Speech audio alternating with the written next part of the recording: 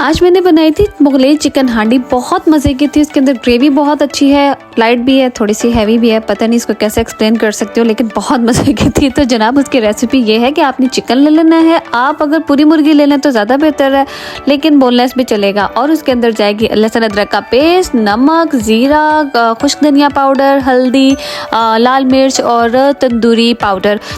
और सबसे मज़े की चीज़ जो मुझे हर सब्ज़ी के अंदर, हर खाने के अंदर बहुत अच्छा लगता है, वो है ये लीमू। और इसको डालना है इसके अंदर मैरिनेशन के अंदर। उसके लिए मैंने सबसे पहले इसको निकाला साइड पे और इसके बीज लहदा निकालिए। इसके बीज खाने के दरमियान अगर आ जाए ना, इतना ज़्यादा जायका ख़राब कर देते हैं ना, सच में। वो जो आप एक मज़े ले लेके एक मज़े का खाना खा रहे होते हैं ना, वो वाली फील ही नहीं आती। अगर बिरयानी के अंदर जैसे इलायची का दाना आ जाए या फिर किसी भी खाने के अंदर लीमू का बीज आ जाए ना, बस मुझे लगता है एंड हो गया। उसके बाद दिल ही नहीं करता खाना खाने को।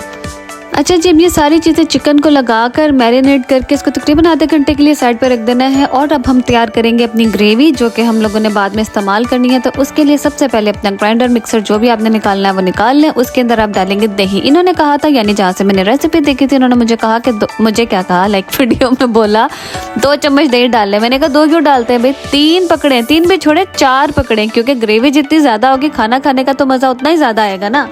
अब इसके अंदर हम लोग डाल देंगे काजू। और ये जो मेरे कंटेनर है, ये मैंने पहले भी एक दफ़ा दिखाया था, मैंने एस्टा से लिए थे और ये बिल्कुल सील हो जाते हैं। ये बहुत अच्छे हैं, तो लाइक बिल्कुल एयर नहीं जाती। और जो सोगी हो जाते हैं ना, ऐसे कोई भी ड्राई फ्रूट, कोई भी मसाला सोगी नहीं होता। काजू के बाद अब बारी आ जाती है जी बादाम डालने की। अब ये मुगलई हांडी बना रहे हैं और कोई शाही खाना हो और उसके अंदर ड्राई फ्रूट इवन ग्रेवी के अंदर भी ना डाले, कैसे पॉसिबल है। तो हम लोगों ने ये सारी चीज़ें इसके अंदर डाल दी। उसके बाद डालने हैं जी ब्राउन प्याज, जो कि फ्राई किए हुए मिल जाते हैं बाजार से। वैसे अगर आप घर के भी इस्तेमाल कर लें तो अच्छा है, लेकिन जो बाजार वाले होते हैं बड़े मज़े के होते हैं, वो तो हम लोग कच्चे भी खा जाते हैं, वो भी इसके अंदर डाल देना है। फिर इसके अंदर डाल देना है धनिया और पुदीना, जो अगर आपके पास सब्ज़ मिर्चें पड़ी हुई हैं तो वो भी इसके अंदर डाल दें। और अब बारी आती है जी इन सबको मिक्स करने की, ग्राइंड करने की। लेकिन इस चीज़ का ध्यान रखिएगा कि इसको ऐसे मत चला दीजिएगा। इसके अंदर काफ़ी सारा पानी डालना है, क्योंकि जब काजू और बादाम ये जब आपस में पेस्ट बनते हैं ना, तो वो बहुत थिक हो जाते हैं, जिसकी वजह से निकलता भी बहुत मुश्किल से है और साइडों पे सारा चिपक जाता है। तो ग्रेवी काफ़ी सारी ना जग में ही रह जाती है। फिर अब तीसरा स्टेप इसका ये है कि जो हमने फ्राई करने के लिए चीज़ें लेनी है, ये सब कुछ आ जाएगा इसके अंदर। लाल मिर्च है, ज़ीरा है, बड़ी इलायची, छोटी इलायची और काली मिर्च और लौंग।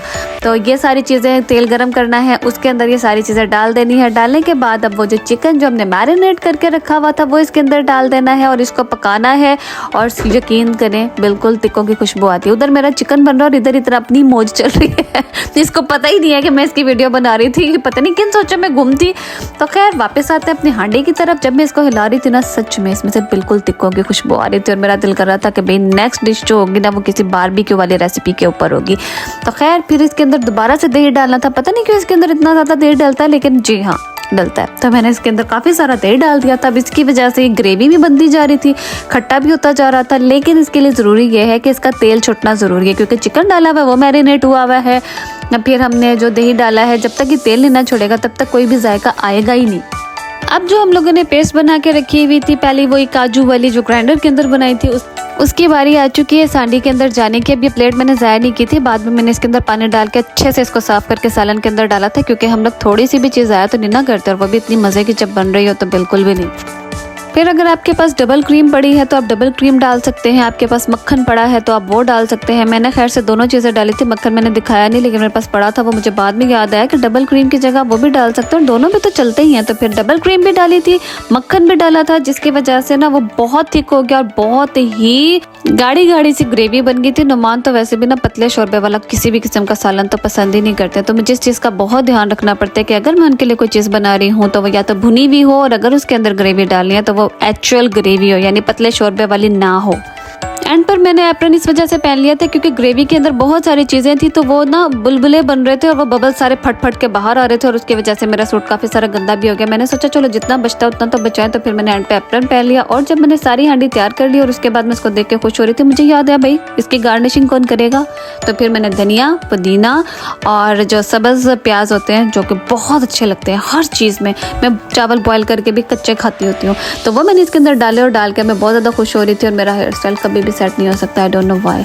तो खैर ये देखिए जी, बड़े मज़े की आज की हमारी मुगलई चिकन हांडी तैयार है और अब मैं इन सबको खिलाऊंगी, सबसे फीडबैक लूँगी, फीडबैक मैं आपको दिखाऊंगी कल। अपनी दुआ में याद रखिएगा। अल्लाह हाफिज़।